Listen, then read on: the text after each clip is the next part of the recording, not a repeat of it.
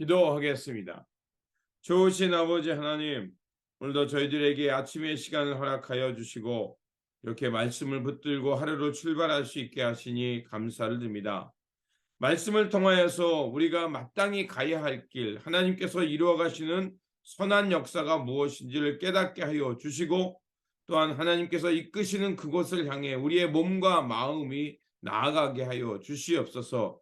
그래서 이 혼탁하고 혼란한 이 시대 속에서 생명의 길을 선택하며 하나님께서 이끌어 하시는 그 선한 역사 가운데 우리 모두가 함께하는 우리의 삶의 자리가 되게 하여 주시옵소서. 우리 구주 예수 그리스도의 이름으로 기도드립니다. 아멘. 오늘 우리에게 주신 말씀은 여호수아서 6장, 본문 읽기는 6장 8절에서 12절입니다.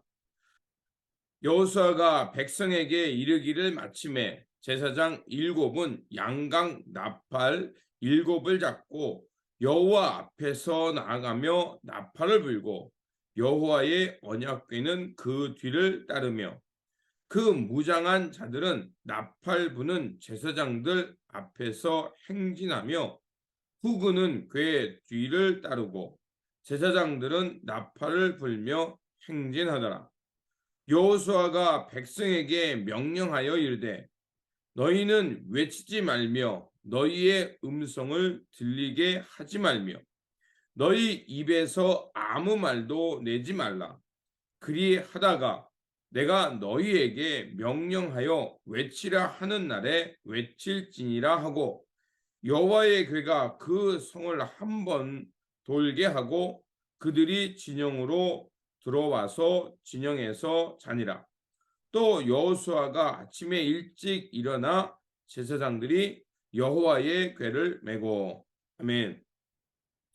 오늘 본문 말씀은 이스라엘 백성들이 그 여리고 성을 함락해 가는 말씀입니다.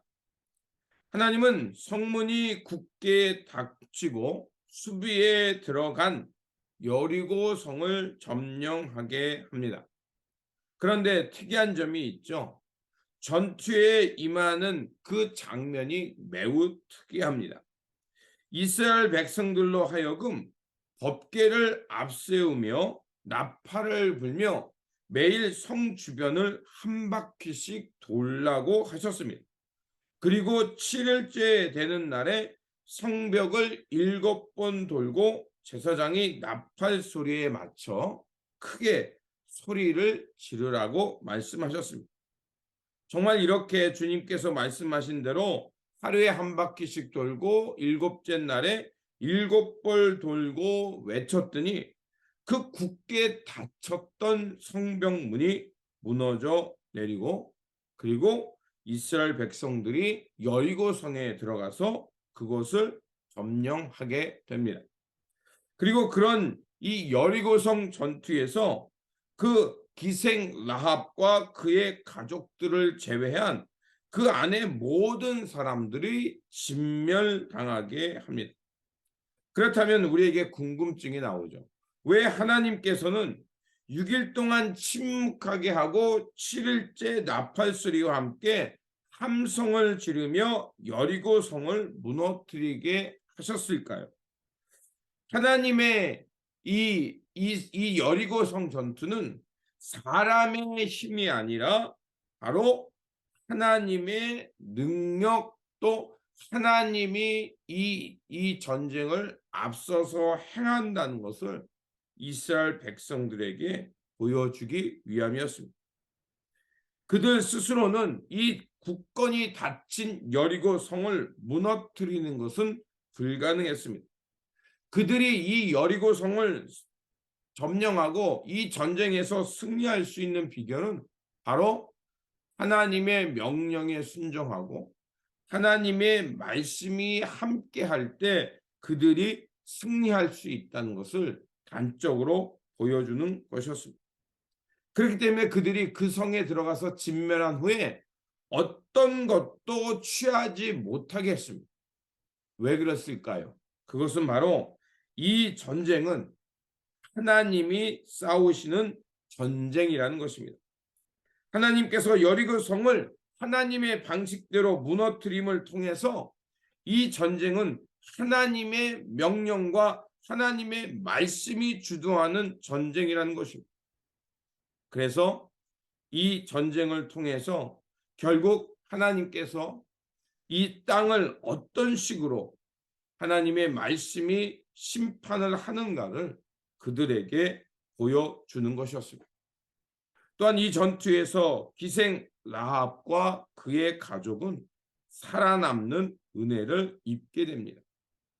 우리가 여호수아서 2장에서 살펴봐서 알 수 있듯이 이 기생 라합은 그런 죽음의 자리에서 구원을 얻게 됩니다. 그 비결이 무엇이었습니까? 여호수아서 2장을 할 때 나눈 것처럼 그 여인은 여호와의 소식, 복음을 듣고 믿음으로 나아갔기 때문입니다. 여호와만이 바로 생명과 구원의 길이라는 것을 그 여인은 들었고, 그리고 그것을 향해서 자기의 심장, 자기의 전부를 드렸기 때문에 이 진노의 자리에서 구원받아 하나님의 그 예수 그리스도의 족보에 들어오는 놀라운 은혜를 입게 됩니다. 그렇습니다. 오늘 이 전투는 바로 여호와만이 진실된 하나님이시며 우리에게 참된 구원과 또 하나님의 말씀만이 이 혼탁한 시대에서 생명을 보존할 수 있음을 말해주는 것입니다. 또한 기생 라합이 이 사건 속에서 구원을 받음을 통해서 말하고 싶은 것은 결국 우리가 여호와를 의뢰하고 그 여호와의 그 소식을 향해, 말씀을 향해 나아갈 때 결국 우리가 우리의 생명뿐만 아니라 우리와 함께 나아가는 이들이 하나님의 진노에서 구원받게 된다는 것입니다. 그러므로 오늘도 우리에게 주어진 이 삶의 자리에서 하나님의 말씀에 전적으로 순종하면서 하나님께서 이끄시는 그 역사 가운데 함께 나아가야 될 줄 믿습니다. 그렇게 나아가면 우리는 하나님께서 이루어 가시는 영생의 삶, 하나님께서 이루시는 이 땅의 의를 통해 이루어 가시는 하나님의 의의 세상, 그 세상 속에 우리가 함께할 뿐만 아니라 하나님의 놀라운 구원, 우리의 생명과 우리의 삶이 하나님 앞에서 온전하게 보존되어 살아갈 것이라 믿습니다. 그러므로 오늘도 우리에게 주어진 이 삶의 자리에서 하나님의 길을 선택하며 영생을 얻고 누리며 살아가는 저와 여러분들이 되시기를 주님의 이름으로 축원드립니다. 기도하겠습니다. 새 역사를 이루어 가시는 하나님, 여리고성은 초롱성과 같았지만 하나님의 말씀 앞에서 무너졌습니다. 이 사건은 사람의 힘으로가 아닌 하나님의 말씀과 하나님의 능력으로 그 일이 이루어졌음을 보여주는 역사였습니다. 주님, 우리가 하나님께서 이루어 가시는 그 역사를 바르게 알게 하여 주시고 그 역사에 믿음으로 참여하게 하여 주옵소서. 그래서 마땅히 내려놓아야 할 것은 내려놓게 하시고 붙들어야 될 말씀을 온전히 붙들고 살게 하여 주옵소서. 또한 기생 라합처럼 하나님의 진노의 때를 알게 하시고 바른 믿음을 갖게 하셔서 생명을 보존하고 우리뿐만 아니라 이 믿음의 길을 제시함을 통해서 다른 이들도 하나님의 생명으로 인도하는 그런 인도자와 같은 삶의 자리가 되게 하여 주시옵소서. 우리 구주 예수 그리스도의 이름으로 기도드립니다. 아멘.